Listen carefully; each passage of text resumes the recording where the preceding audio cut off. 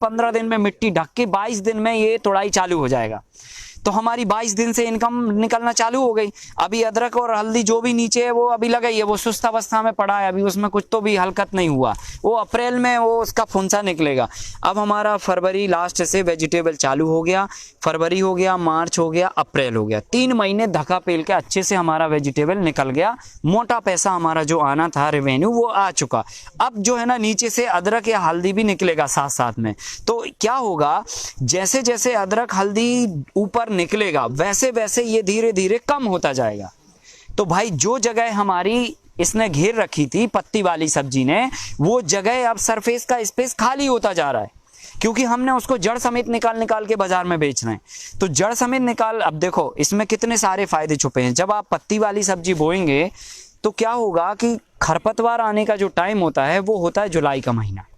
सबसे ज्यादा आप देखो, अभी देखो कोई खरपतवार ऐसे नहीं है खेतों में, सरसों बोई है, अगर ये जुलाई का महीना होता ना और बारिश गिर रही होती तो सरसों कम, घास ज्यादा दिखती है आपको खेत में, क्योंकि उस समय पे उसका फेवरेबल कंडीशन होता घास उगने का। तो हमने इस मॉडल को जुलाई में शुरू ना करके फरवरी में शुरू इसलिए किया क्योंकि उस समय घास का समय नहीं होगा, नंबर 1। दूसरा, हमने पत्ती वाली सब्जी बो दी घनी मात्रा में जमीन पे, तो पत्ती वाली सब्जी घास को निकलने ही नहीं देगी। कारण क्योंकि हमने जगह ही नहीं छोड़ी बिल्कुल भी उसको निकलने के लिए, तो खरपतवार नहीं निकला। फिर पानी की बचत हुई, क्योंकि फरवरी के बाद मार्च अप्रैल मई जून का महीना आना है, उसी समय पे ज्यादा पानी लगता है, तो हमने 50% तो फिल्टर इसी से धूप कर दी। फिर क्रीपर्स लगेगी तो 10% 20% वो फिल्टर करेगी, तो मिट्टी पे कितने परसेंट धूप पड़ रही, 40%। अब पत्ती वाली सब्जी बो दी आपने मिट्टी के पूरे सरफेस पे, तो मिट्टी के सरफेस पे जो पत्ती वाली सब्जी है उसके पत्ते पे धूप पड़ रही है 40%, मिट्टी पे नहीं पड़ रही।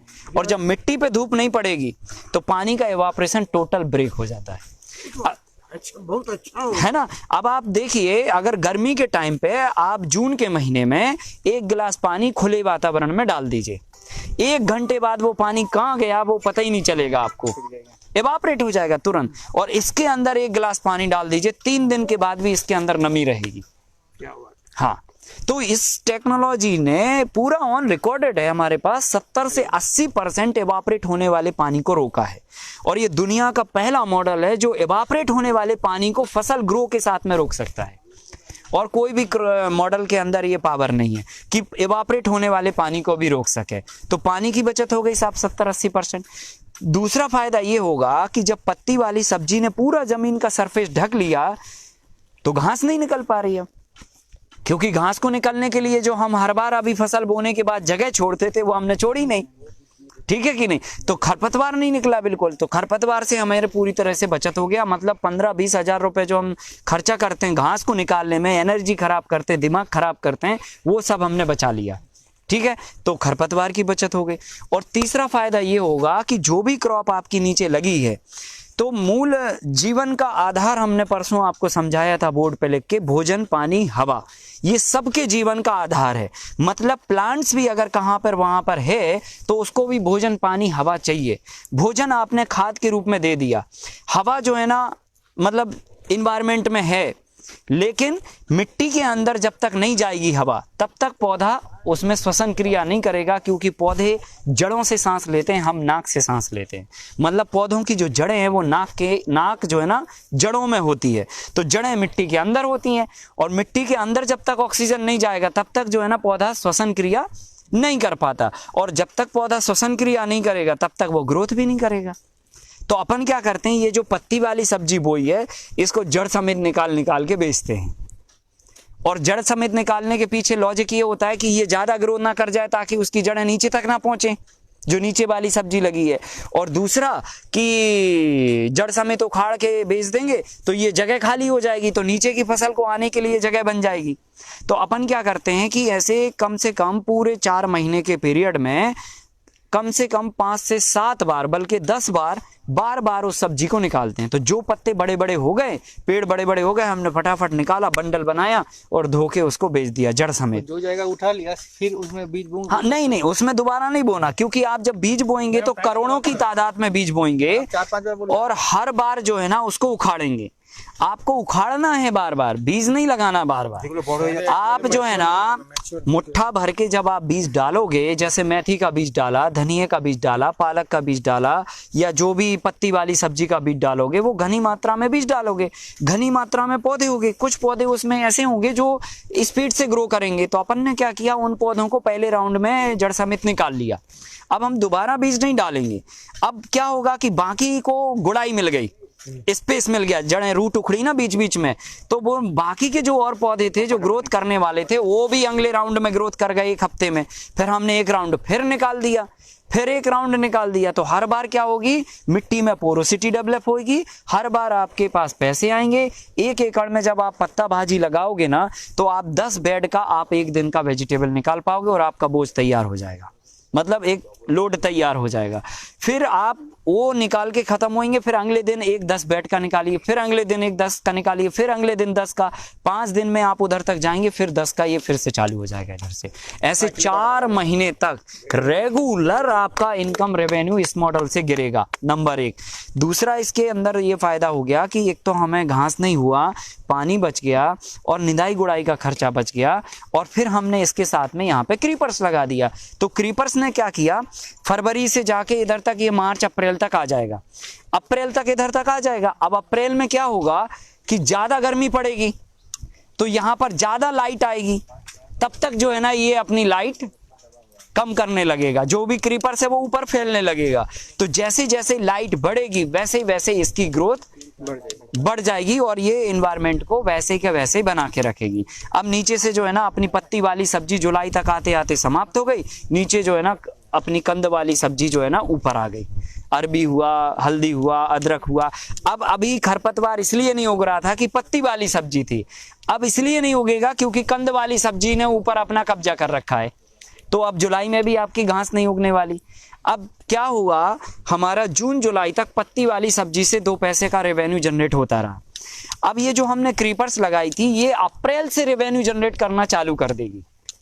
तो अभी जो हमारे पास आ रहा था पैसा पत्ती वाली सब्जी से, वो हमारी कैश मनी थी, जेब का खर्चा था हमारा, जो हमें डेली बेसिस पे चाहिए होता है, हर किसी को चाहिए होता है।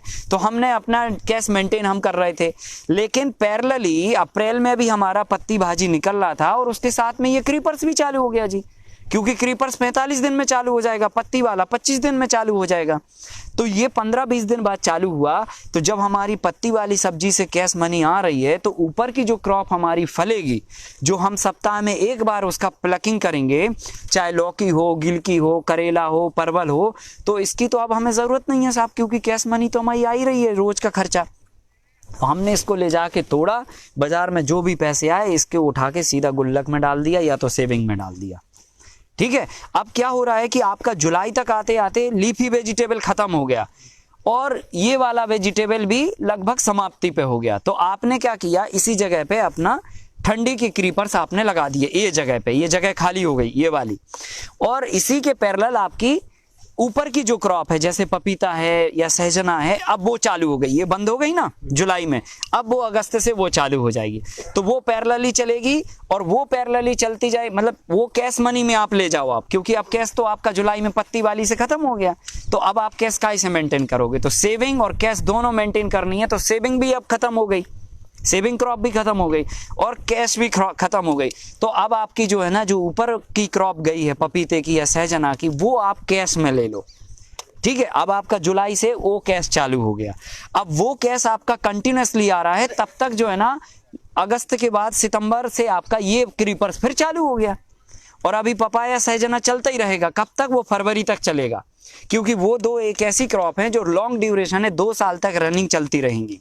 तो अभी वो चल ही रहा है और हमारा ये क्रीपर फिर चालू हो गया। तो हमने एक को जेब खर्चे में मेंटेन कर लिया और एक को उठा के फिर हमने सेविंग में डाल दिया।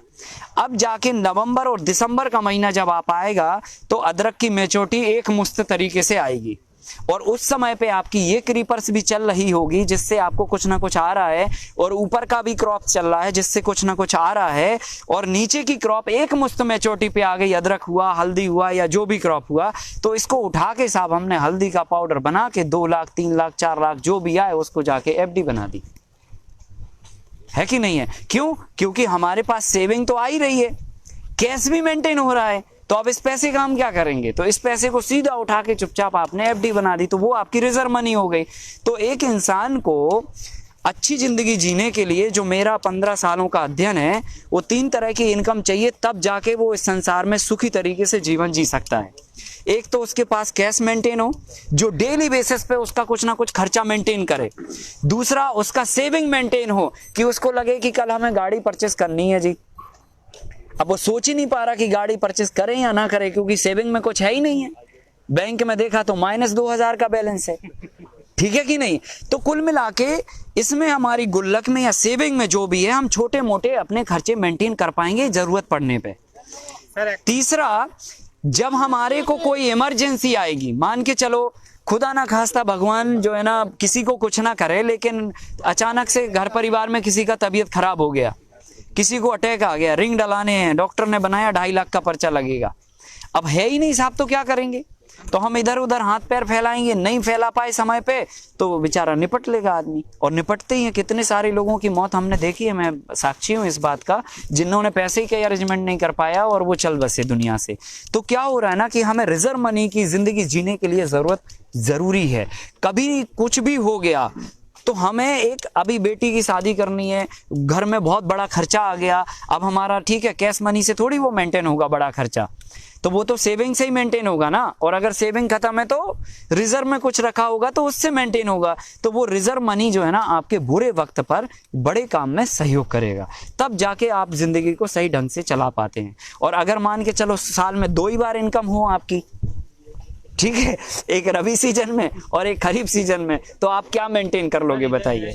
इसमें आपको सबसे बड़ा हेडेक यही रहेगा कि अभी जो 6 महीने में हमने खर्चे बनाए हैं, इधर से उधार लेके, किराने का उधार लिया, खाद का उधार लिया, दवाई का उधार लिया, बीज वाले का उधार लिया, ट्रैक्टर वाले की जुताई के पैसे देने हैं, पड़ोसी से थोड़ा सा पैसा लिया था उसके देने हैं, है ना। ये सब तो फसल आई और बस जैसा आया वैसा खत्म चला गया, दूसरे दिन खत्म, आप शून्य पे हैं, फिर माइनस की कहानी चालू।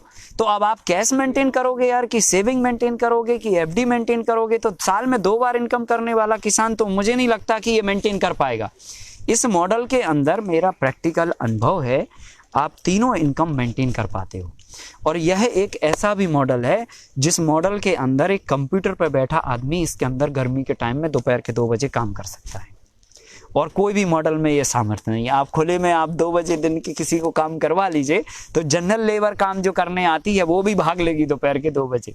इसके अंदर जो शांति मिलेगी, जो सुकून मिलेगा, जो गर्म हवा चलेगी और नीचे मंद मंद ठंडी हवा आएगी, तो आप लंच मनाने घर नहीं जाओगे, इधर ही बैठ के खाना खाओगे।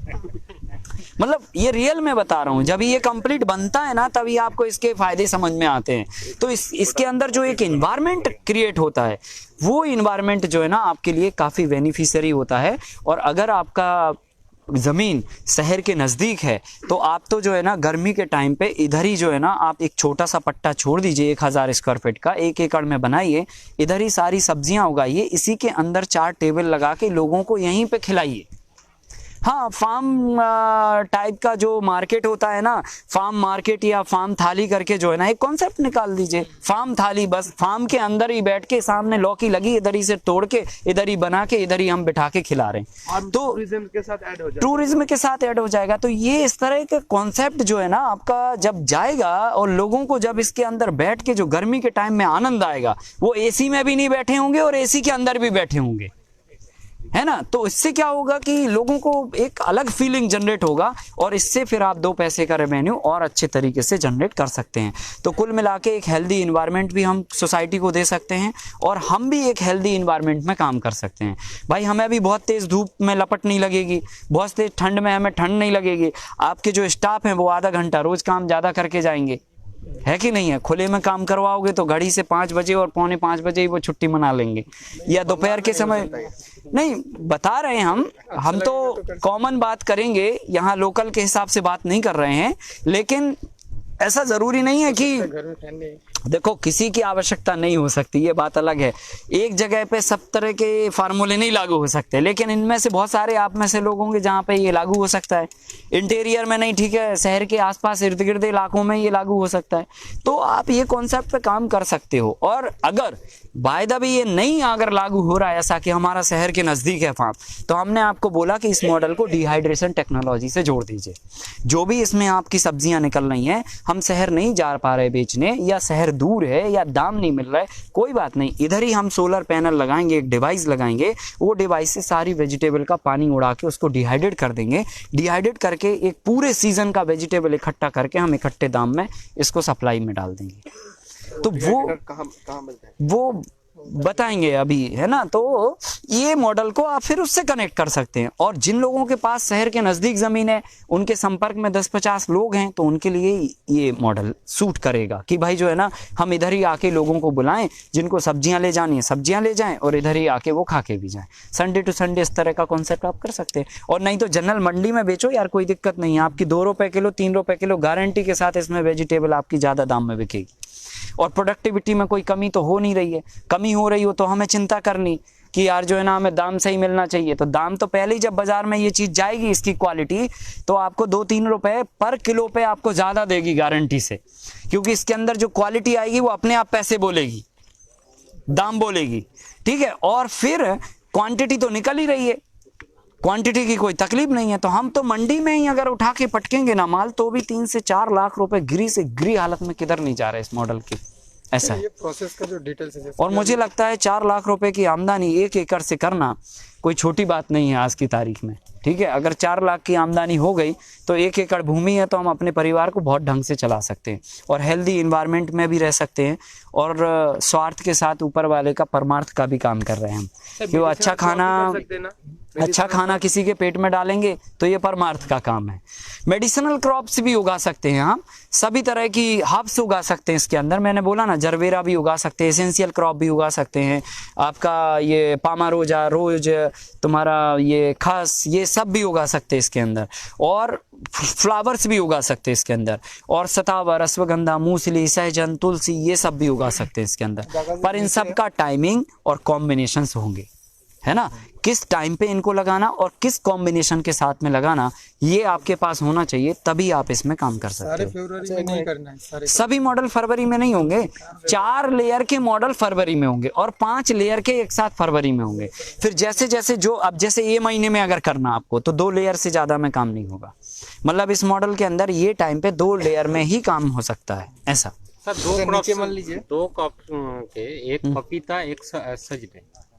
हाँ, ऊपर में अभी 2 क्रॉप, हाँ ऊपर में जाता है, हाँ, एक भेद जाता है, हाँ, वो कैसे निकल गया ये? देखो पपीते के लिए क्या करते हैं अपन लोग, सहजना के लिए तो ऐसा होता है कि उसका प्रूनिंग जो है ना, हम लोग इधर ही इतनी हाइट पे इसको कर देते हैं, तो वो बहुत हाइट पे ना जाके ब्रांचिंग करके साइड में आता है। और जब उसकी फ्रूटिंग होती है और फल्ली आती है, तो फ्रूटिंग होके वो नीचे ऑलरेडी यूं झुक जाता है ऐसे, और फिर फ्रूटिंग हुआ तो 2 फीट उसकी फल्ली आ गई नीचे, और अगर हमने यहाँ से भी अगर फल्ली टच हो गई तो हमारा 1-1.5 फीट हाथ भी ऊपर चला जाता है, तो फल्ली आपके हाथ में आराम से आ जाती है, तोड़ लेते हैं, कोई तकलीफ नहीं है। और नहीं तो एक छोटा सा औजार आप बना लीजिए, एक बम्बू की स्टिक में छोटी सी वायर की आप गुटान बना के उसको फिक्स कर दीजिए, और आप डंडी उसको फंसा के घुमा के, तो मतलब वो ईजी है, कोई तकलीफ नहीं है। दूसरा, पपाया में क्या करते हैं कि अपन जो है ना, एक लोहे का टीना लेते हैं, चद्दर, पतली फ्रेम चद्दर, और उसको ऐसे चुंगी टाइप का बना देते हैं। जैसे मान के चलो आपका ये है ना, ये कागज है, तो हमने क्या किया, इस कागज को इस टाइप से, एक कागज निकाल रहे हैं आपका, इसमें निकालो, एक कागज निकालो, एक कागज, सिंगल कागज निकाल दो कोई भी, है ना। हाँ, ये वाला निकालो, रुको, ये आपका थोड़ा मोड़ा है, इस ये हाँ निकाल दो, किधर से भी निकाल दो। काटिंग करने से अच्छा होता है क्या? हाँ कर सकते हैं, उसमें कोई दिक्कत नहीं है। मान लीजिए नीचे सब अदरक और हल्दी दिया हुआ है, हाँ और ऊपर लीफी वेजिटेबल, हाँ हाँ, तो अलग अलग से दूसरा कुछ भी डाल सकते हैं ना, ब्रिंजल हो, हाँ अलग सब्जी लगा सकते हैं, हाँ ब्रिंजल भी लगा सकते हैं, चिली भी लगा सकते हैं, है ना। ये हाँ, अलग अलग क्रॉप भी लगाइए आप, है ना, कोई तकलीफ नहीं है। ये वाला है, छोड़ो ये, छोड़ो यहाँ पे, अरे वो वाला नहीं सर, आ जाएगा।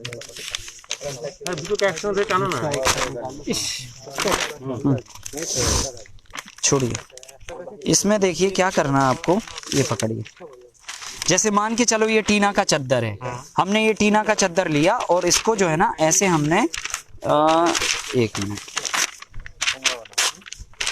ये पकड़िए, ये साइज में काटेंगे। एक तरफ ये कम चौड़ा होगा और एक तरफ ये ज्यादा चौड़ा होगा, और इसको हम ऐसे बना देंगे, ऐसे वो बादाम का ठोंगा है ना, ऐसे बनाएंगे।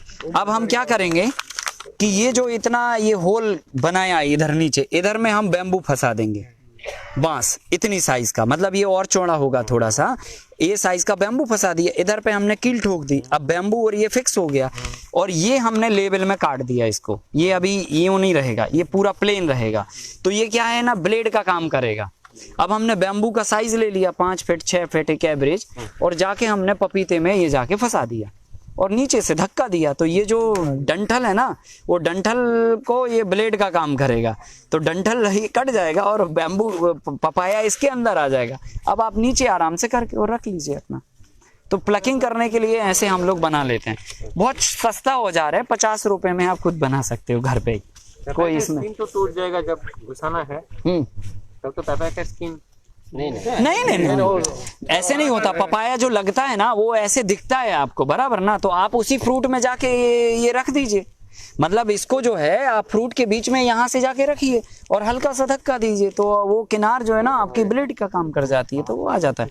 बी प्रैक्टिकल, कोई तकलीफ नहीं होती है। हाँ, अगर आप जो है ना किधर पे भी मारोगे उसको धक्का, तो फिर फूटना ही है वो, है ना, होगा तो कट जाएगा।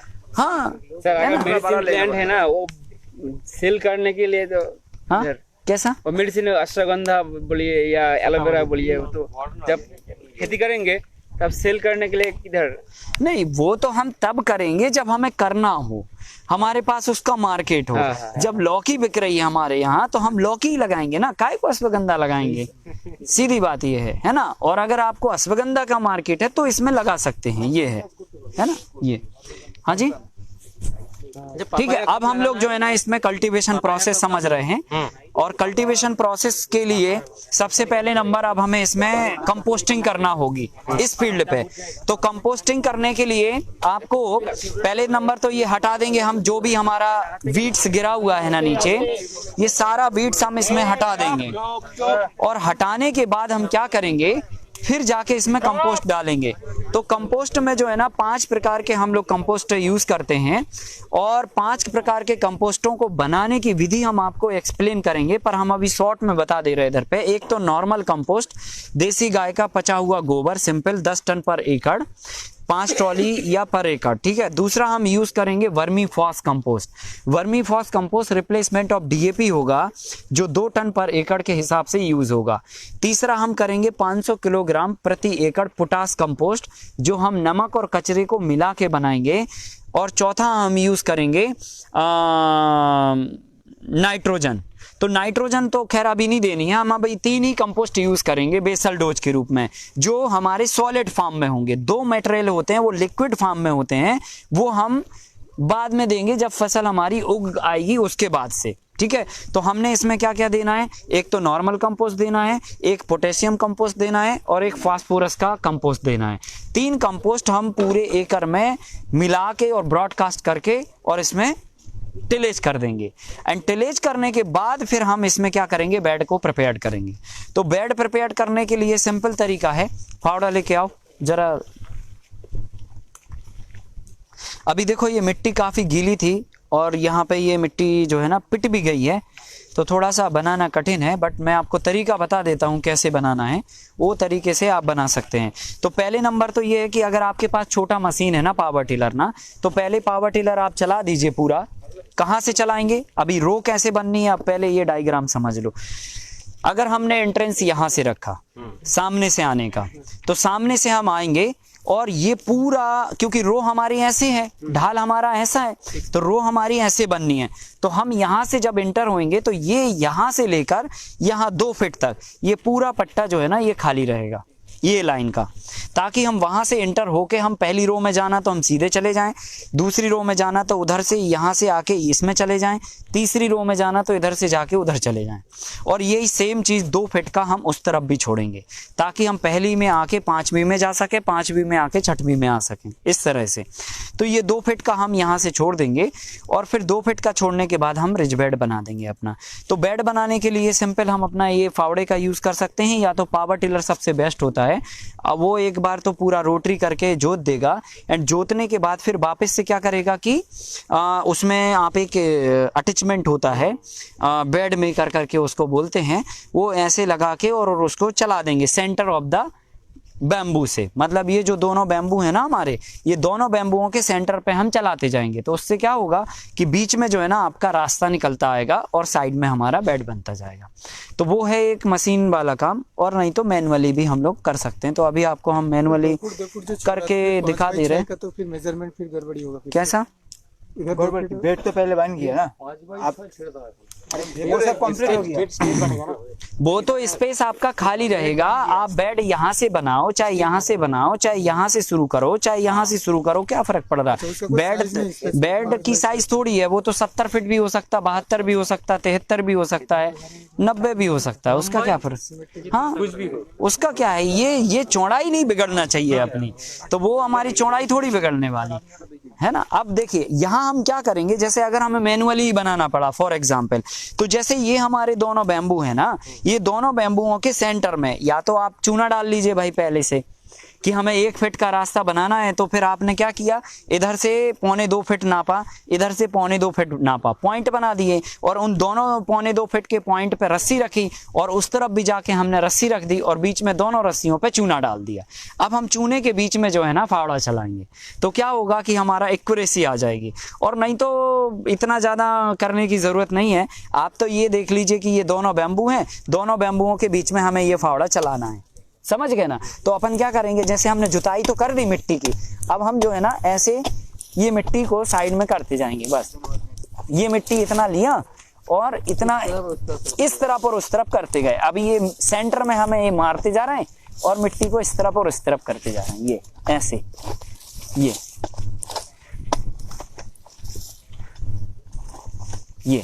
ये ऐसे साइड में बस करते जाएंगे, है ना।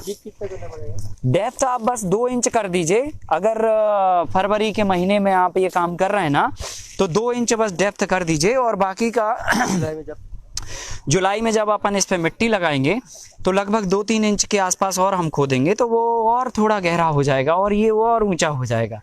तो अभी तो हम 2 इंच करेंगे। अब जैसे 2 इंच खोदी हमने मिट्टी, तो ये 4 इंच ऊंचा हो गया बेड, क्योंकि 2 इंच मिट्टी निकाली तो गहरा हो गया, और 2 इंच उसके ऊपर डाली तो 4 इंच हो गया।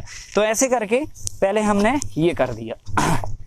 अब देखो ये करने के बाद अभी बेड कैसे निकल के आएगा, अभी जब हम ये वाली रो में भी करेंगे ना, तब बेड निकल के आएगा। लीजिए करो, ये वाली रो में करो, ये इसमें भी कर सकते हैं। ऐसे हो थोड़ा साइड में, इस तरफ हो। ये दोनों बैम्बुओं के सेंटर में जाना है। साइड भी बेड रहेगा। हाँ साइड में आधा बेड रहेगा वो, है ना।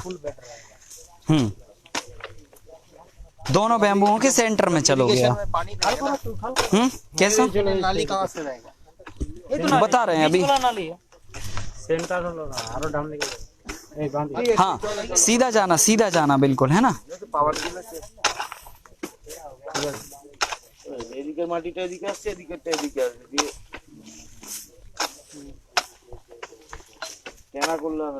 ঠিক আছে। हाँ सही जा रहा है। हाँ जाइए, थोड़ा और आगे तक जाओ बस।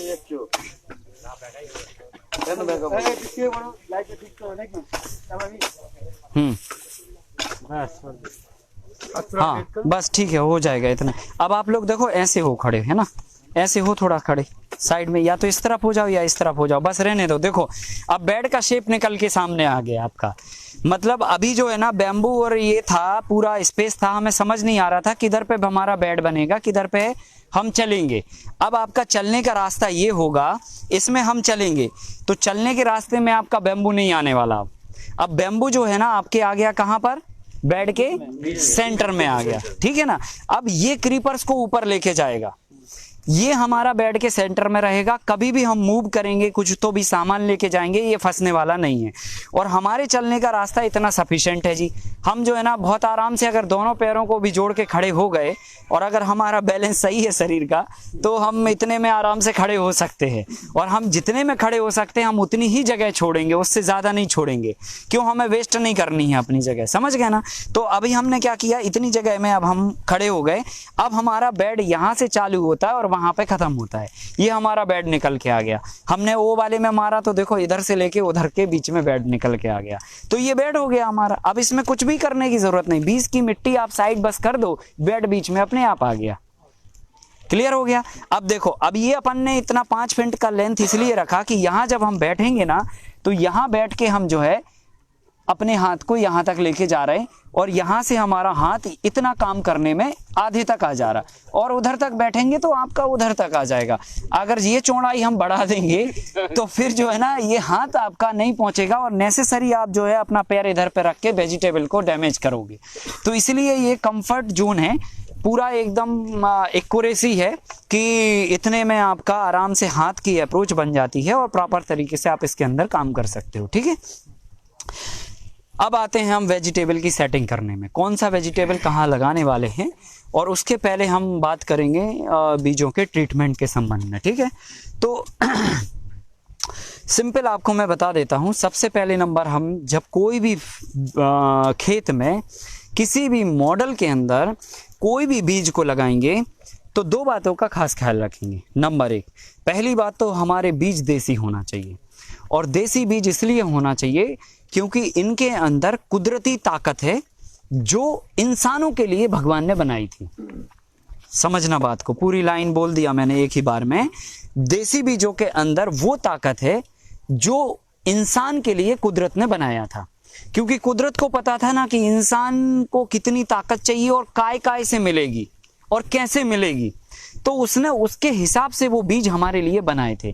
लेकिन उन बीजों में जो है ना हमने संकरीकरण की जो प्रोसेस लगाया, विज्ञान लगाया, उसमें हमने गलत क्या किया है। वैसे तो संकरीकरण की प्रोसेस जो है ना कुदरती प्रोसेस है, कोई अलग नहीं है। आप यहाँ पर एक अरहर का पौधा लगाते हैं और बाजू वाले खेत में एक अरहर का पौधा लगाते हैं, तो हवा के माध्यम से वहां के परागकण आपकी ये वाली अरहर के पुंकेसर में जाके बैठ जाते हैं। हवा से भी बैठते हैं, मधुमक्खियों से भी बैठते हैं। तो अब जो हमने वैरायटी अरहर की लगाई थी वो वैरायटी आपके पड़ोस की वैरायटी से क्रॉस हो गई, तो ये तो कुदरती व्यवस्था हो गई। तो हाइब्रिडाइजेशन में क्या प्रॉब्लम है? प्रॉब्लम ये है कि हाइब्रिड में हमने क्या किया कि जैसे मान के चलो हमने लौकी बड़ी थी जी, बहुत बड़ी थी, समझ गए ना। तो हमें लगा कि ये इतनी बड़ी लौकी है, खरीदता कोई नहीं है, या हमें खरीदना नहीं है, या हम रखेंगे तो इतना बड़ा लौकी नहीं, हमको इतना ही चाहिए जितना हमको यूज में आना है, बराबर ना। तो हमने क्या किया, उस लौकी को ककड़ी से क्रॉस करा दिया, ठीक है। अब क्या होगा, लौकी के पास 2 गुण थे और ककड़ी के पास 2 गुण थे, दोनों गुण आपस में जाके मिल गए, तो फिर नए 2 गुण बन गए। तो क्या हो गया, 1 गुण ककड़ी का आ गया, 1 गुण लौकी का आ गया। अब ना वो लौकी रही ना वो ककड़ी रही, तो ये है हाइब्रिड, समझ गए ना। तो उसके जो ओरिजिनल गुण है, अब देखो दोनों जब आपस में मिले तो इतनी लंबी लौकी थी, अब वो हो गई इतनी। अब हमें और छोटी करनी, तो एक बार फिर हमने लगाया उसको और ककड़ी से, तो ऐसे करके जो है ना फिर वो इतनी आ गई लौकी। तो ऐसे करके, ये मैंने एग्जाम्पल लिया आपको। तो हाइब्रिड में हम ऐसे करते करते जो लौकी का ओरिजिनल गुण था वो गुण गायब हो गया, ठीक है। अब वो गुण जो है ना, जो भी है, अब वो पता नहीं क्या गुण है, तो गुण है पर वो रत्ती भर बचा, उसमें माइनर बचा, बाकी और उसमें दूसरे गुण आ गए। तो हाइब्रिड के कारण जो हमारी फूड की जो गुणवत्ता है, जो ताकत है, वो ताकत हमारी बॉडी को नहीं मिल रही। तो इसलिए हमें देसी बीज इस्तेमाल करना। अब ये कहाँ मिलेंगे, तो 80 वैरायटियां तो आपको हमसे ही मिल जाएंगी जिस पे हम काम कर रहे हैं। बाकी की वैरायटियों के लिए हम आपको संपर्क जोड़ देंगे, जो भी भारत में लोग हैं जो काम कर रहे हैं देसी बीजों को बचाने के लिए, उनके नंबर आपको शेयर कर देंगे, तो आप मंगा सकते हैं। सभी पूरी रेंज आपको मिल जाएगी, कोई तकलीफ नहीं है। इसके बाद अगर बाय द वे आपको देसी बीज अरेंज ना ही हो किसी भी कीमत पे, तो जीएमओ सीड्स को ना लेके आप हाइब्रिड सीड्स पर इस्तेमाल कर सकते हो, क्योंकि हाइब्रिड सीड्स में उतना खतरा नहीं है जितना खतरा जीएमओ सीड्स में है। ये फॉरेन सीड क्या है? तो जीएमओ सीड्स जो है ना जेनेटिकली मॉडिफाइड सीड्स कहलाते हैं। हाइब्रिड में तो हम केवल जो है ना एक वैरायटी को दूसरे वैरायटी से मिलाते हैं। जेनेटिकली मॉडिफाइड बीज में हम क्या करते हैं ना कि उसका डीएनए चेंज कर देते हैं, उसका जीनोम चेंज कर देते हैं। और जीनोम में हम क्या करते हैं ना, जैसे हमने बीटी ब्रिंजल बनाया, तो बीटी ब्रिंजल में क्या किया कि हमने छिपकली का जो पॉइजन है उसका जीन्स उठा के हमने ब्रिंजल के अंदर इंजेक्ट कर दिया। तो अब जब हम बैगन का पौधा लगाएंगे तो उसके अंदर जो पॉइजन, छिपकली के अंदर जो पॉइजन है, वो पॉइजन उसके पत्ते में, जड़ में, तने में, फल में, सब में आएगा। अब क्या होगा कि अगर कोई कीड़ा मान के चलो बैगन का पत्ता खाने की कोशिश करेगा तो वो पॉइजन के कारण उधर ही मर जाएगा। तो उससे क्या होगा कि बैगन में कीड़े तो मर गया, वो तो समझ में आ रही बात, लेकिन जब वो बैगन हम खाएंगे तो हमारा क्या होगा उसका अभी पता नहीं है। जैसे 1970 में ये नहीं था पता कि हम केमिकल युक्त खाना खाएंगे तो 2022 में क्या होगा, किसके माँ बाप किससे छिन जाएंगे कैंसर के कारण, किसके माँ बाप जो है ना हार्ट अटैक से छिन जाएंगे, किसके माँ बाप जो है ना अलग अलग बीमारियों से हमसे दूर हो जाएंगे। ये हमें उस समय नहीं पता था, अभी हमें पता चला। इसलिए मैं आपको बोल रहा हूँ कि ये अभी हमें नहीं पता, ये 50 साल बाद पता चलेगा कि इससे क्या होगा, लेकिन बेहतर तो नहीं होगा, ये कन्फर्म है ना। सब आ गया है, बाजार में भी बिक रहा है। देसी में कन्वर्ट कर सकते हैं। सीड खरीदने का टाइम में कैसे पता चलेगा ये जीएमओ सीड? बता रहा हूँ, सुनिए। अभी तो हमें जीएमओ सीड्स पर नहीं जाना, क्योंकि ये जेनेटिकली मॉडिफाइड होते हैं, मतलब इनके जीन्सों में परिवर्तन किया जाता है। चावल का जैसे जीन्स है ना, चावल को जब बनाया गया जीएमओ चावल, तो उसमें क्या किया है ना कि सुअर के दूध का जीन्स लिया गया है, समझ रहे ना। ऐसे अलग अलग जानवरों का, फलों से, है ना, सब्जियों का, कीड़ों से, इस तरह का, ये प्रकृति के विरोध में है ना भाई। आप किसी का भी जीन्स किसी की कौम में नहीं डाल सकते ना, क्योंकि उसकी कौम अलग है। कुदरत ने उसकी कौम को अलग तरीके से बनाया, आपकी कौम को अलग तरीके से बनाया।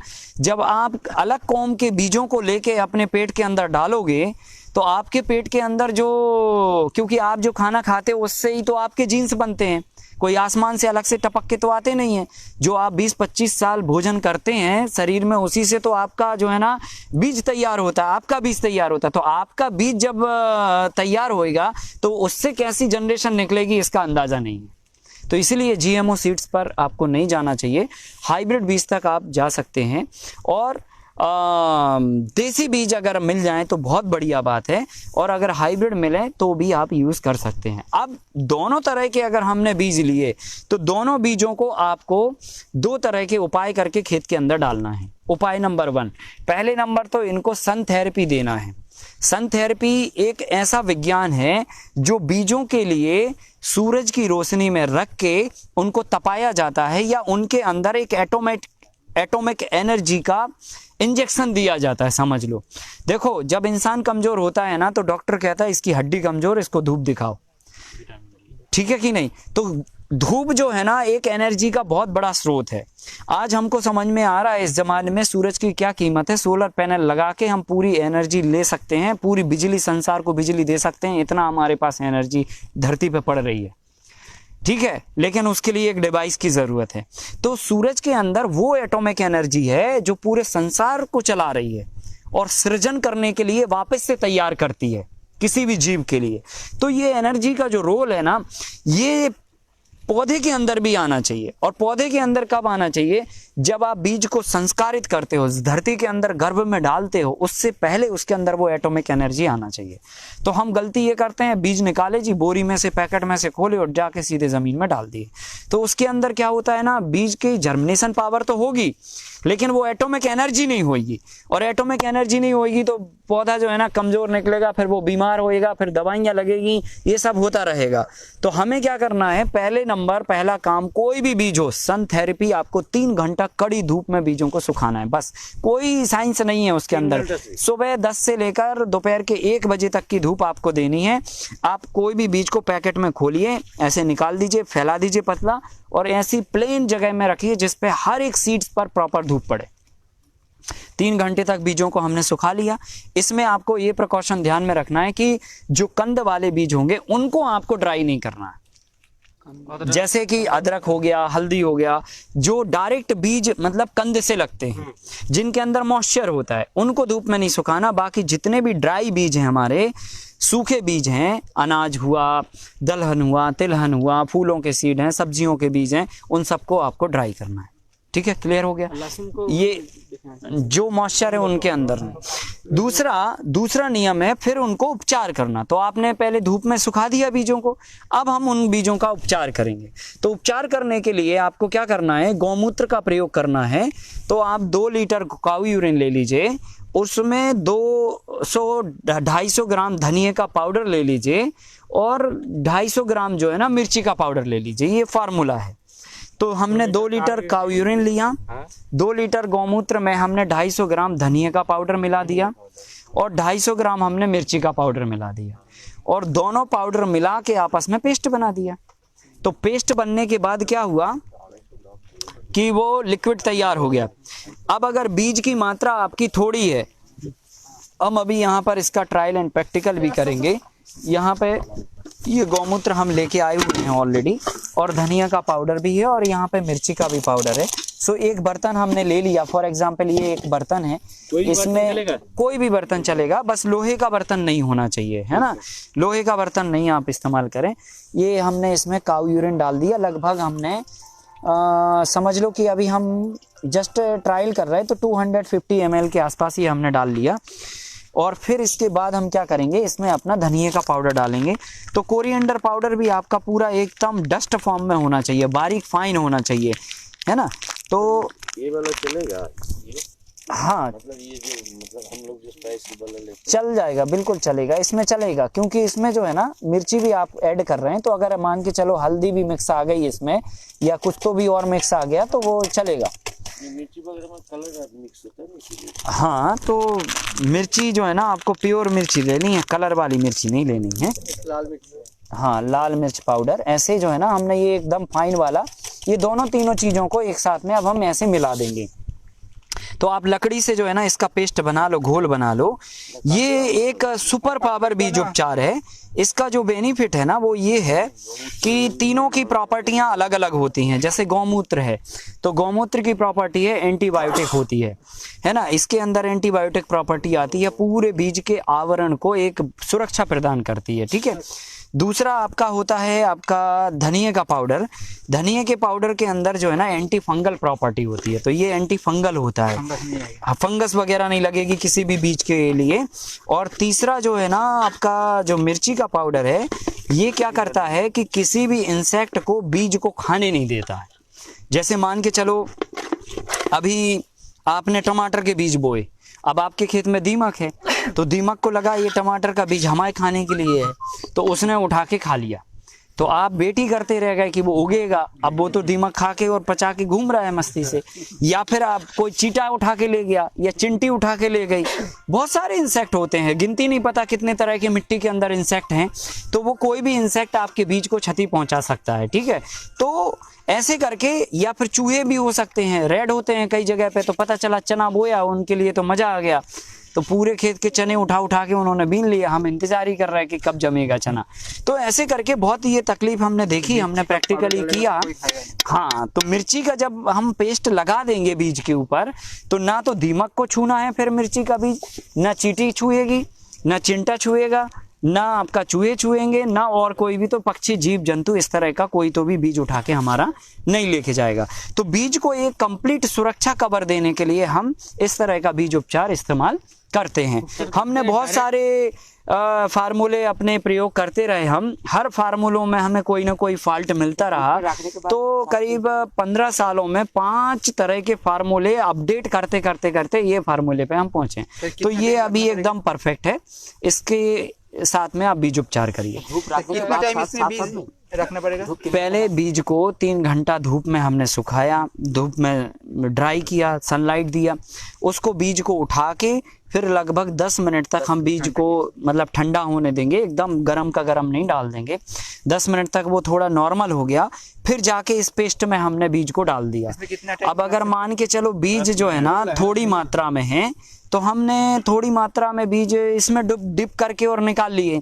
तो जब आप इसमें डालोगे तो 10 मिनट तक इसमें डिप रहने देना बीजों को। तो पहले तो क्या करोगे, जब आप घोल बनाओगे तो 10 मिनट तक आपका घोल बना रखा रहेगा। ऐसा नहीं कि घोल बनाया तुरंत पीछे से डाल दिया। जैसे ये घोल बनाया हमने, तो अभी हम तुरंत बीजों को नहीं इसमें डालेंगे, हम थोड़ा वेट करेंगे ये 10 मिनट तक पूरा, ताकि सब चीज़ों का अर्क जो है ना प्रॉपर आ जाए, उसका एक्सट्रैक्ट आ जाए। और फिर उसके बाद हम इसमें बीजों को 10 मिनट डुबा के रखेंगे, फिर बीजों को निकाल के 10 मिनट रखेंगे, फिर हम फील्ड पे लगाएंगे। धूप पे नहीं रखेंगे, ये प्रोसेस सारी छाया में होगी। कोई भी प्रोसेस धूप में बीज उठाने के बाद फिर आप बीज वापस धूप में नहीं रखेंगे, फिर आपके बीज आपके छाया में ही रखेंगे। तो ये मॉडल के अंदर चाहे आप बीज का उपचार करें, चाहे किसी भी मॉडल के अंदर किसी भी फसल का बीज उपचार करें, बीज उपचार का नियम एक ही है। बीजों को पहले धूप में सुखाइए, सुखाने के बाद फिर आप उनको मतलब जो है ना उनके ऊपर ये बीज उपचार का पेस्ट लगाइए। अगर बीज की मात्रा ज़्यादा है तो ये क्वांटिटी लगभग 1 एकड़ के बीजों के लिए हम लोग मेज़रमेंट करते हैं। लेकिन अगर 1 एकड़ में अगर हमें धान बोनी है जी, या 1 एकड़ में मक्का बोनी है, तो इतने सारे बीज लगने हैं, तो हम क्या करेंगे, ये पेस्ट को फिर उस मटेरियल के ऊपर जो भी हमें बोना है छिड़क देंगे और ग्लव्स पहन के हाथ से उसको मैश कर देंगे और फिर 10 मिनट के लिए छोड़ देंगे। बीज के ऊपर ये लेपित हो जाना चाहिए मटेरियल। क्लियर हो गया? तो इस तरह से हम ये बीज उपचार करके अगेन फिर हम सीड्स को कल्टीवेट करेंगे। ठीक है सर एक क्वेश्चन परिमाण बोलिए और एक बात। 2 लीटर हमें काऊ यूरिन लेनी है, गौमूत्र लेना है, ताज़ा हो या पुराना हो, दोनों में से चलेगा। फिर उसके बाद हमें 250 ग्राम चिली का पाउडर लेना है, लाल पाउडर मिर्ची का होना चाहिए, पेस्ट बिल्कुल बारीक पिसा हुआ। और तीसरा हमें लेना है कोरिएंडर पाउडर, धनिया का पाउडर, ये भी बारीक पिसा हुआ होना चाहिए। इन तीनों को आपस में मिला के एक पेस्ट बना दीजिए, एक सॉल्यूशन बना दीजिए। उस सॉल्यूशन को 10 मिनट तक रखिए। अब ये बीज उपचार आपका तैयार है। इसके बाद आप छोटे मात्रा के बीज हैं तो इसमें डुबा के 10 मिनट रखिए, बीजों को निकाल के 10 मिनट छाया में फैलाइए, उसके बाद खेत में लगाइए। ये सारी प्रक्रिया 30 मिनट की होगी, आधा घंटे की। और इस आधा घंटे की प्रक्रिया से आप लगभग 40% तक बीमारियों से बच जाओगे। 100% आपका सीड का प्रोटेक्शन हो जाएगा, मतलब कोई भी बीज का नुकसान नहीं होगा। अगर बीज के अंदर जर्मिनेशन की पावर है तो वो 100% टका 100 जर्मिनेट होगा। और आपने सन थेरेपी जो दे दिया, जो नई भी जमने वाले बीज होंगे वो भी जर्मिनेट हो जाएंगे, तो इससे जर्मिनेशन का परसेंटेज बढ़ेगा। दूसरा, जो पौधा निकलेगा वो एकदम स्वस्थ पौधा निकलेगा, और स्वस्थ पौधे में बीमारियां कम लगती हैं। ठीक है, तो एक तो हमने मिट्टी को अच्छा हेल्दी डाइट दिया, तो मिट्टी के अंदर अच्छा पोषण है। ऊपर से हमने बीज को प्रोटेक्ट कर दिया, बीज को सन थेरेपी दे दी, तो बीज से जो पौधा निकला वो अपने आप में एक ताकत लेके निकला। तो जब ये 2 उपाय कर देंगे तो बीमारियों से 60 से 70-80% तक क्योर किसान को मिल जाता है। और ये बी प्रैक्टिकल हम कर रहे हैं, और इसका मतलब जो है ना परिणाम हमारे सामने है। हम अपने खेत में एक स्प्रे नहीं लगाते, 3 साल हो गया, 4 साल हमको। 4 साल के अंदर 16 एकड़ के खेत में आप कहो कि हमने ये दवाई डाली है इस वाले कीड़े को कंट्रोल करने के लिए, या ये क्रॉप में डाला, हम करीब कुछ नहीं तो 40 से 45 तरह की क्रॉप्स लगाते हैं। फ्रूट्स भी लगाते हैं, वेजिटेबल भी लगाते हैं, ग्रेन्स भी लगाते हैं, पल्सेस भी लगाते हैं, कोई तो में भी स्प्रे नहीं लगता हमको, क्योंकि हम मिट्टी के विज्ञान, बीजों के विज्ञान और कुदरत के विज्ञान के साथ में तालमेल बिठा के काम करते हैं। अगर आप करोगे तो आपको भी फायदा होगा, बाजार के चक्कर से बच जाओगे, खर्चे से बच जाओगे, दुनिया भर के मेंटेनेंस से बच जाओगे। ठीक है, मक्का के अंदर भी वो गोमूत्र देना पड़ेगा जब ये करेंगे? वो तो सबको बीज उपचार, सबका बीज उपचार का नियम एक ही है। और मस्टर्ड बीज को जब वो भी, उसका भी उपचार एक ही है, मस्टर्ड का भी एक ही है, सबका बीज उपचार एक है। अदरक का भी एक ही है? नहीं, अदरक का जो कंद वाली फसल होंगी उसमें थोड़ा सा है वो, उसमें हम ये मिर्ची और धनिया का नहीं करेंगे। उसमें क्या करेंगे कि चूना का ट्रीटमेंट करेंगे, है ना। तो आप क्या करिए, 10 लीटर 15 लीटर पानी लीजिए, 15 लीटर पानी में 1 किलो लाइम स्टोन डाल दीजिए, चूने का पत्थर डाल दीजिए।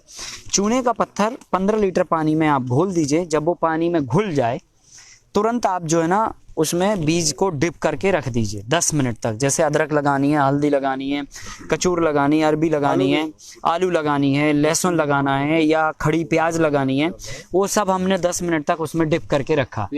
हाँ, लाइम स्टोन पानी में, लाइम पानी में 1 किलो लाइम स्टोन 15 लीटर पानी। आकाश जी अंदर बैठ कर ले क्या डिक्शनरी? नहीं, अभी जो है ना ये असल में कल्टीवेट भी करके दिखाना है, इसलिए हम लोग इधर कर रहे हैं।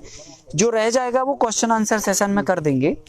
तो हमने क्या किया, इसको डिप करके 10 मिनट वापस से वैसे ही रखेंगे, निकाल के फिर छाया में 10 मिनट रखेंगे और उसके बाद फिर हम लगा देंगे।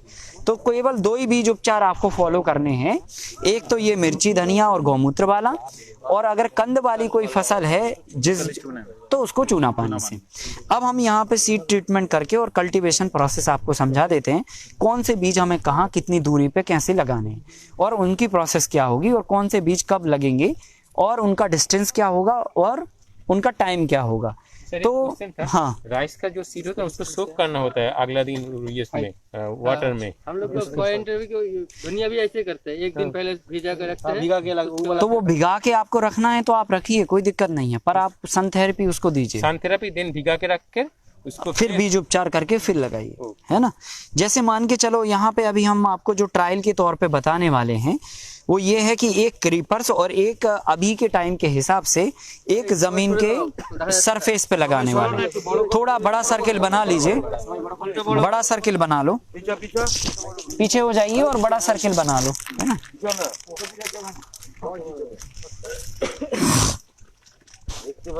देखिए अभी हम क्या करने वाले हैं, एक क्रीपर्स, देखो इसमें देखो 4 फ्लोर हैं, इस मॉडल को आप समझिए, और पूरे 12 महीना 365 दिन 4 फ्लोर रहेंगे।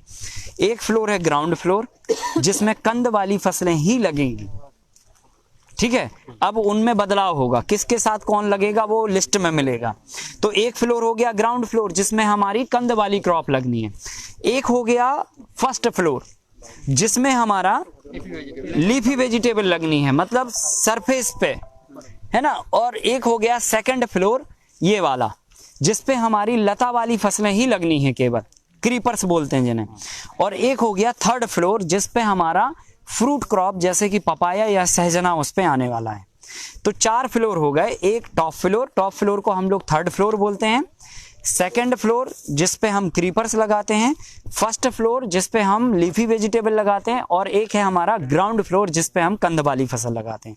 अब इन हर फ्लोर पे अलग अलग क्रॉप्स लग सकती हैं बदल बदल के, तो इसके कॉम्बिनेशन है। तो अभी एक जनरल बात हमने करी, तो अभी यहाँ पे क्या है ना, जैसे अगर आप कंद वाली फसल लगा रहे हैं फॉर एग्जाम्पल, तो सबसे पहले नंबर ग्राउंड फ्लोर वाली क्रॉप लगेगी, फिर सेकंड फ्लोर वाली क्रॉप लगती है, फिर उसके बाद फर्स्ट फ्लोर वाली क्रॉप लगती है, और फिर जाके लास्ट में थर्ड फ्लोर वाली क्रॉप लगती है। ये सीक्वेंस है लगाने का, ठीक है। पहले लगेगी ग्राउंड क्रॉप, फिर लगेगी सेकंड फ्लोर की क्रॉप, थर्ड लगेगी लीफी क्रॉप मतलब फर्स्ट फ्लोर की क्रॉप, और लास्ट में लगेगी थर्ड फ्लोर की क्रॉप। मतलब सीक्वेंस ऐसा है, ठीक है। ऐसे 1 2 3 में नहीं लगती हैं, पहले ग्राउंड वाली, फिर सेकंड वाली, फिर फर्स्ट वाली, फिर थर्ड वाली, ऐसे लगती हैं ये, ठीक है। तो इसका कारण ये है, वो भी समझा देते हैं हम आपको। जैसे मान के चलो पहले हमने क्या करना, ग्राउंड क्रॉप लगानी है फॉर एग्जांपल, तो हमने ये पकड़े, ये हमने मान के चलो ट्रीट करके रखा है फॉर एग्जांपल हमने बीजों को, और हमारे समझ लो कि ये बीज हैं, है ना। उदाहरण के तौर पे आपको समझाने के लिए बता देता हूं। अभी हमारे पास क्योंकि कंद वाला एक तो समय भी नहीं है और अभी ये टाइम पे यहाँ पे बीज भी नहीं है, तो ये जो हमारा बेड स्टार्ट हो रहा है जहां से, यहाँ से 3 इंच के अंदर से हमारा पहला रो चालू होगा कंद वाली क्रॉप का, मतलब डिस्टेंस जो लगाने का होगा। तो ये रो हमारी यहाँ से चालू हो रही है, बराबर। तो यहाँ से हम 3 इंच छोड़ देंगे, मतलब यहाँ पे पहला हमारा कंद का सेटिंग होगा। तो हम क्या करेंगे, कोई भी कंद को उठा के यहाँ पे पहले ऐसे रख लेंगे ऊपर में, ठीक है। फॉर एग्जाम्पल अगर हम इसको निशान बना दें, तो ये हमने ये कंद वाला क्रॉप यहाँ रख दिया 3 इंच पे। फिर हम क्या करेंगे, हाथ का अपना ये खोलेंगे और यहाँ से ये रखेंगे, तो अगला डिस्टेंस ये आया, मतलब 6 इंच पे हमने ये दूसरा रख दिया साहब, ठीक है। फिर हम यहाँ से अपना फिर हाथ खोलेंगे तो तीसरा ये आ गया, तो हमने उठा के ये तीसरे नंबर पे ये रख दिया, ठीक है। अब इसके बाद जो है ना, ये 6 पे फिर उधर आएगा, तो ये जाके फिर आ जाएगा तुम्हारा इधर पे लगभग, है ना, फिर एक 6 पे आएगा तो जाके ये तुम्हारा इधर पे लगभग आ जाएगा। ठीक है, अब मोटा मोटी या तो आप ये पैरामीटर तय कर लो कि साहब यहाँ से बेड स्टार्ट हो रहा है तो 3 इंच छोड़ के हमने पहला लगाना है, फिर 6 पे दूसरा, फिर 6 पे, फिर 6 पे, फिर 6 पे। और या तो आप ये तय कर लो कि ये जो हमारा बेड है इसका जो सेंटर है वो बैम्बू है, और बैम्बू की लाइन में पहले सेंटर पे एक लाइन रख दो और 2 बाजू से और 2 ये बाजू से रख दो, तो ये भी कर सकते हो। तो इसमें हर बार नापने की जरूरत नहीं है। एक मोटा मोटा अपन ने पहले क्या किया, यहाँ पे सेंटर में रख लिया, अब जाके हमने एक इधर रख दिया और एक इधर रख दिया, खत्म। अब हमें बार बार हाथ खोल के और वो नापने की जरूरत नहीं है। तो ये भी आप कर सकते हो। तो ये करने के बाद हम क्या करेंगे, अब हमें दूसरी रो लगानी है, तो दूसरी रो में भी हम क्या करेंगे, इससे 6 इंच और इससे 3 इंच, तो फिर दूसरा हमारा फिर ये इधर आ गया, है ना, और फिर तीसरा ये इधर आ जाएगा। 6 इंच का डिस्टेंस नहीं रहेगा। ये 6, ये 6, ये 6, ये 6, ये 6, सब 6 रहेंगे। ठीक है, और फिर ये अगला ये 6 पे रहेगा, तो ये समथिंग इधर आ जाएगा। ठीक है, तो ये 6 पे पहले हमने क्या किया, जो भी हमें कंद वाली क्रॉप लगानी है उसको हमने पहले रख लिया ऊपर ऐसे जमीन के सरफेस पे। अब हम क्या करेंगे कि ये मिट्टी हमारी पोरस होगी, है ना, मिट्टी की जुताई होगी प्रॉपर। ये तो अभी यहाँ पे पिटी हुई मिट्टी है, तो हम हाथ से जो है ना इसको उठा के और यहाँ पे ऐसे करके और इसको जमीन के अंदर 1 उंगली की गहराई पे डाल देंगे। 2 इंच, एक पूरी उंगली, 2 इंच चाहिए गहराई। ठीक है, अब अगर मान के चलो ये मिट्टी ऐसी है फॉर एग्जाम्पल, तो हम कुछ लगाने के लिए कुछ औजार भी यूज कर सकते हैं। तो हमने वो औजार लिया, औजार से हमने थोड़ा सा खड्डा किया इतना 1 उंगली के बराबर और हमने लगा दिया। तो हमने ये सबसे पहले नंबर जमीन के अंदर कंद वाली क्रॉप को नीचे डाल देंगे 2 इंच के नीचे, 1 उंगली के नीचे। तो ये हमारा ग्राउंड फ्लोर कंप्लीट हुआ। ठीक है, अब हम क्या करेंगे, जमीन हमने पूरी ढक दी है, बीज ढक दिया अंदर। अब हम क्या करेंगे, जो हमारे पोल हैं, पोल पे हम 1 बीज लेफ्ट में और 1 बीज राइट में क्रीपर्स क्रॉप लगा देंगे। मतलब ये वाली फसल, जैसे कि करेला हो गया, कुंदरू हो गया, पड़ोरा हो गया, परवल हो गया, ककड़ी हो गया, इस तरह से। तो ये जो पोल है ना, ये पोल के बिल्कुल 60 से लगभग 2 उंगली का डिस्टेंस छोड़ के पहला हमने ये इधर लगा दिया और 1 बीज जो है ना हम अपना इधर लगाएंगे। तो इसकी भी जो गहराई होगी वो लगभग आप 2 पोरे के बराबर में ले सकते हैं। तो ये तीसरा फ्लोर का क्रॉप लग गया, दूसरे फ्लोर का क्रॉप लग गया। ठीक है, अब 2 जब हमारी लग गई तो तीसरे फ्लोर की अब हमें लगाना चाहिए। तो तीसरे की अभी नहीं लगाएंगे, तीसरे की हम नर्सरी तैयार करेंगे। क्योंकि अगर हम यहाँ पे पपीता लगाएंगे या सहजना लगाएंगे तो ये जो पत्ती वाली सब्जी बोनी है, ये पत्ती वाली सब्जी पपीते को और सहजन को ढक देगी। ठीक है, तो हम क्या करेंगे, उन दोनों की नर्सरी बाहर फील्ड पे तैयार करेंगे और उसको सबसे लास्ट में लगाएंगे जब वो पौधा इतना बड़ा हो जाएगा, बराबर। तो अभी हमने क्या किया, ग्राउंड क्रॉप लगा दिया और सेकंड फ्लोर का क्रॉप लगा दिया। अब ये जो सरफेस बचा है पूरा, इधर से लेके 3 इंच नहीं, इधर से बिल्कुल जहां से बेड स्टार्ट है और वहां तक, और ये पूरा सरफेस, इस पे हम जो है ना अपनी लीफी क्रॉप ब्रॉडकास्ट कर देंगे। तो लीफी क्रॉप में आपका चौलाई हो सकती है, धनिया हो सकता है, पालक हो सकती है, मेथी हो सकती है, या और भी सारी क्रॉप्स हो सकती हैं। तो इनका हमने पहले क्या किया, बीजोपचार किया, और बीजोपचार करने के बाद इसको हमने राख में मिला दिया। राख बोले तो ऐश, जो हमने गाय के कंडे की जो राख होती है ना, उसमें मिला देंगे। तो उससे क्या होगा कि इनकी क्वांटिटी बढ़ जाएगी। ठीक है कि नहीं, और मिट्टी में बीज डालने की डेंसिटी भी मेंटेन हो जाएगी। तो हमने लगभग 50 किलो राख ले ली और 1 एकड़ के बीज हमने उसमें मिला दिए, ये लीफी वेजिटेबल के। तो अब इतने छोटे बीज अगर हम हाथ से डालेंगे तो पता ही नहीं चलेगा, किधर हम अपना मुट्ठा खोल देंगे पूरा, है कि नहीं है, क्योंकि इतने बारीक बीज है, किधर पे भी खिसक जाएंगे थोड़े से में भी, है ना। पावर भी है ना, बालू डाल के हो जाएगा। नहीं, बालू डाल के नहीं होगा, बालू वेटेड होगी, बालू पहले अलग गिर जाएगी या बीज अलग गिर जाएंगे। ये सीड्स क्या नॉर्मल डालने से यहाँ पे मतलब डबल डालना पड़ता है? डबल नहीं डालना पड़ता, क्वांटिटी लिखा देंगे अभी कि कितनी यूज करनी है हमको 1 एकड़ में। तो हमने क्या करना है, ये बीजों को पहले उपचार कर लिया, उपचार करने के बाद इसको राख में मिला लेंगे। तो 50 केजी राख में हमने बीज को मिला लिया। अब क्या करेंगे, राख को उड़ा देंगे इसके ऊपर, क्योंकि ये इतने बारीक बीज हैं कि आप मुट्ठा लेके आप नहीं फेंक सकते इनको, मतलब पूरा 1 एकड़ का आप एक ही बेड में डाल दोगे नहीं तो आपको राख में मिला के और प्रॉपर क्वांटिटी डिस्ट्रीब्यूट करके आपको डालनी। अब राख से क्या फायदा होगा, एक तो बीज की मात्रा बढ़ जाएगी, दूसरा क्या होगा कि जहां पे भी हम राख डालेंगे वहां में दिख जाएगा कि इधर पे बीज हमने डाल दिए, है कि नहीं है। अब मान के चलो कहीं की मिट्टी साहब बिल्कुल काली है इसके जैसी, तो आपको समझ ही नहीं आएगा इधर डाल दिया या नहीं डाल दिया। तो इसलिए राख में जब हम मिला देते हैं तो राख जब हम फेंकेंगे ना ऐसे, तो वो ऑटोमेटिकली हमें दिख जाएगा कि जी यहाँ पे बीज पड़ गए, यहाँ पे नहीं पड़े। और अगर हम ज़्यादा राख डालेंगे मतलब हम ज़्यादा बीज डाल रहे हैं, कम राख डाल रहे हैं मतलब कम बीज डाल रहे हैं, और अगर राख जहाँ पे नहीं पड़ रही वहाँ पे बीज भी नहीं पड़ रहे। तो ऐसे करके हम ये मीडियम मिला के इनको डिस्ट्रीब्यूट करते हैं, तो आसानी से 1 एकड़ में हमारे बीज डिस्ट्रीब्यूट हो जाते हैं। और जब हमारी नर्सरी तैयार हो जाएगी तो चौथी जो क्रॉप हमें 3rd फ्लोर वाली लगानी है, वो हम ये जो हमारे बैम्बू हैं, फॉर एग्जांपल ये हमारा लाइन है, तो पहला हम यहाँ पे लगाना चालू करेंगे। पहला हम यहाँ पे लगाएं क्योंकि हमारा बेड कहाँ से स्टार्ट हो रहा, वहाँ से 2 फीट छोड़ के यहाँ से हो रहा बेड स्टार्ट, तो हम वहाँ पे पहला अपना पपाया लगा दिए। अब वहाँ से मतलब बैम्बू के सेंटर में और वहाँ पर लगाएंगे, समझ गए ना। मतलब बैम्बू का सेंटर क्या है, ये बैम्बू है, मतलब बेड का सेंटर और बैम्बू की लाइन, तो हमने वहां लगा दिया। वहां से फिर हमने 15 फीट नाप के ये ही लाइन में 15 फीट की दूरी पे लगाएंगे नेक्स्ट पपाया, फिर उससे नेक्स्ट 15 फीट पे लगाएंगे। अब हम क्या करेंगे, यहाँ से तो 15 फीट ही करेंगे, जाएगा छोटा रहेगा तो 1 एकड़ मान लीजिए इतना नहीं है लेंथ, हाँ जितना भी है 15 फीट पे ही लगेगा वो। अब मान के चलो यहाँ से अब नेक्स्ट जो रो में लगानी है, तो 2 रो छोड़ के तीसरी रो में फिर आप 15 फीट पे लगाओगे। दोनों तरफ 15 रहेगा। हाँ, इधर से 15 फीट, तो पहला बेड 5 फीट, दूसरा बेड 10 फीट और तीसरे बेड का सेंटर 15 फीट हो गया। तो ऐसे करके 15 इस तरफ और 15 इस तरफ। लेकिन लगेगा कहाँ पे, बेड के सेंटर में लगेगा पपाया या सहजना। कारण क्योंकि जब आपका लीफ ही निकल जाएगा, कभी आपको मान के चलो हर एक क्रॉप निकालने के बाद आपको टिलर चलाना पड़ा, तो क्या होगा कि बैम्बू के अलाइनमेंट में अगर हमारा पपाया का पौधा रहेगा तो हम यहाँ पे खूब आराम से टिलर चलाते रहेंगे, समझ गए ना। तो ये हमेशा बैम्बू के अलाइनमेंट में आपको पपाया वाला क्रॉप लगाना है, तो सहजना, ठीक है। तो ये चौथी क्रॉप के रूप में तीसरे फ्लोर पर हमारी पपाया की क्रॉप लग जाएगी। तो इस तरह से वो हम बाद में लगाएंगे, बाकी की 3 क्रॉप हम तुरंत सडनली लगा देंगे। लगाने के बाद हम 12 घंटे के बाद में इसमें इरिगेशन अपना चालू करेंगे, पानी देना चालू करेंगे, क्योंकि 12 घंटे तक जो है ना बीज जो है ना अपनी मिट्टी में अपनी जगह पे सेटल होते हैं, और सेटलमेंट होने के बाद में फिर आपको इरिगेशन करना चाहिए।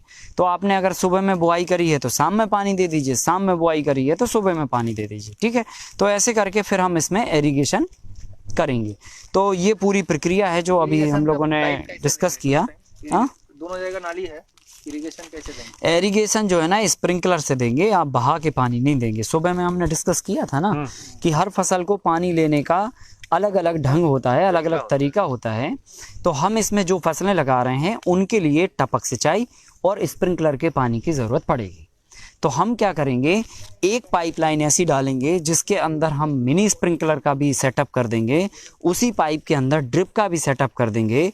जब हमें ज़रूरत होगी कि ये फसल को अभी ड्रिप से पानी देना है तो स्प्रिंकलर हम बंद करके ड्रिप का बॉल खोल के ड्रिप से पानी चलेगा, और जब हमें लगेगा कि नहीं अभी ड्रिप की रिक्वायरमेंट नहीं है, स्प्रिंकलर की ज़रूरत है, तो ड्रिप का पाइप बंद करके स्प्रिंकलर की बॉल खोल के हम स्प्रिंकलर चलाएँगे। इसका हम आपको पूरा PDF दे देंगे। उस PDF में पूरी ड्राइंग है कि एक सेटअप से, मतलब एक ही पाइप एक ही मशीन से आप 10 तरह के इरिगेशन सेटअप चला सकते हैं, ठीक है। उसमें हम मिनी स्प्रिंकलर भी चलाते हैं, फॉगर भी चलाते हैं, मिनी फॉगर भी चलाते हैं, मिस्ट भी चलाते हैं, ड्रिप भी चलाते हैं, रेन पाइप भी चलाते हैं, फ्लड इरिगेशन भी चलाते हैं, और मैनुअली फॉगर इरिगेशन भी चलाते हैं। तो वो सेटअप का डायग्राम दे देंगे। उसी से 2 तो ये कॉमन है इसके अंदर, लेकिन बाय द वे कल आपका मूड बन गया जी कि नहीं ये मॉडल नहीं, अब हम इंटरक्रॉपिंग पे काम करते हैं, और इंटरक्रॉपिंग में आपको चाहिए कि नहीं हमने गन्ना लगाया और केला लगाया, तो हमें तो उसमें बहा के पानी देना है, इन दोनों फसलों को बहा के पानी चाहिए, तो फिर ड्रिप का खर्चा हमारा वेस्ट हो गया, तो नहीं होगा। उसमें आपको बॉल बंद करना पड़ेगी और ओ वाला पाइप का ओपन करना पड़ेगा, तो फ्लड से हम इसमें पानी दे सकेंगे। तो वो सेटअप है पूरा प्रॉपर, है ना। 2 तरह के जब सेटअप आप इसके अंदर कराओगे तो हर तरह का इरिगेशन आप चला सकते हो। ऐसा हमने उसका प्लानिंग डिजाइनिंग किया हुआ है। तो उसका भी बहुत गहरा अध्ययन है। 10 साल तक हमने बहुत ट्रायल किए, लाखों रुपए उस पर खर्चा किया, और तब जाके वो तय हुआ। तो वो ड्राइंग आप जो है ना किसी भी इंजीनियर, किसी भी ड्रिप इरिगेशन या टपक सिंचाई वाली कंपनी से डिस्कस करके और लगवा लीजिए। उसमें खर्चा भी आपका कम लगेगा। 1 एकड़ में 40,000 के बजट के अंदर आपका drip, sprinkler, mini fogger, mist, mini rain irrigation और तुम्हारा फ्लड इरिगेशन और मैनुअल इरिगेशन, ये सब कुछ चल जाएंगे 40,000 के अंदर। ठीक है, तो वो सेटअप का PDF आपको मिल जाएगा। इस तरह से ये अभी हमने आपको कल्टीवेशन का प्रोसेस समझा दिया। इसमें कुछ और छोटी छोटी बातें रह गई हैं जो हम लोग वहाँ पर बैठ के डिस्कस कर लेते हैं। ठीक है, हाँ, अगर 5वीं लेयर में भी अगर आपको यहाँ पे कुछ क्रॉप्स लगानी है तो उसके लिए हम क्या करते हैं, यहाँ पे वायर बांधेंगे ये बैम्बू पे लगभग ज़मीन से 1 फीट की हाइट पे पहला वायर बांधेंगे, फिर 1.5 फीट पे दूसरा, फिर 1.5 फीट पे तीसरा, और वायर बांध के सेम हाइट उस वाले बैम्बू पे भी बांधेंगे, सेम हाइट उस पे, यहाँ से वायर बांधते हुए लाइन के आखिरी तक तार बांध देंगे, फिर लाइन के शुरू से लेकर लाइन के आखिरी तक दूसरा तार बांध देंगे, फिर तीसरा तार बांध देंगे। ऐसे 4 तार हम टोटल यहाँ पे ऐसे बांध देंगे। तो ये क्या होगा, खड़े में जाली टाइप की लग जाएगी। इस जाली पे हम जो है ना, बीच में जो हमारी लाइन है, मतलब बैम्बू का जो अलाइनमेंट है, ये अलाइनमेंट में हम 2-2 फीट पर एक क्रीपर्स डाल देंगे। जैसे हमने अगर ऊपर करेला ले लिया तो हम ये जगह पे ककड़ी ले सकते हैं, कुकुम्बर ले सकते हैं, लौकी ले सकते हैं, टमाटर भी ले सकते हैं। पर टमाटर फिर 4-5 लेयर में नहीं आएगा, वो 2 या 3 लेयर में आएगा। उसके सबके अपने कॉम्बिनेशन है। देखो, जब आपको टमाटर की फसल उगानी है तो टमाटर 3 लेयर से ज़्यादा कॉम्बिनेशन में नहीं उगेगी, है ना। तो वो आपको लिस्ट देख के पता चलेगा कि आपको क्या उगाना और वो कितने कॉम्बिनेशन में उगेगा। लेकिन हाँ, 5 अगर उगानी है तो 5 के 75 मॉडल हैं टोटल। तो आप 1 क्रीपर्स ऊपर लगाएंगे और 1 क्रीपर्स इस जाले पे लगाएंगे, तब जाके 5वीं क्रॉप भी इसके अंदर आप ले सकते हैं। 1.5 फीट के तो पपाया हाँ, क्या होगा? पपाया अपनी जगह जाएगा ना, उससे इनको कोई को लेना देना थोड़ी है। वो तो स्ट्रेट सीधा बढ़ते हुए और इस स्ट्रक्चर के ऊपर निकल जाएगा ऐसा। अगर करेला लिया, हाँ, उसमें अगर लौकी लिया तो क्या हो सकता है? नहीं, लौकी इसमें लेना चाहिए, करेला उसमें लेना चाहिए, क्योंकि करेला जो है ना कम शेडो करेगा, लौकी ज्यादा शेडो करेगी। तो लौकी को इधर लगाइए, करेले को ऊपर लगाइए, ऐसा है ना। लौकी को बांधना पड़ेगा तो हाँ, इधर जो है ना तार से थोड़ा सपोर्ट देना पड़ेगा ना, तार से सपोर्ट देना पड़ेगा, तभी जाके वो इस जाले पे फलेगी। थोड़ा मेंटेन तो करना पड़ेगा उसको, है ना। चलिए आइए बैठिए उधर पे। अब हम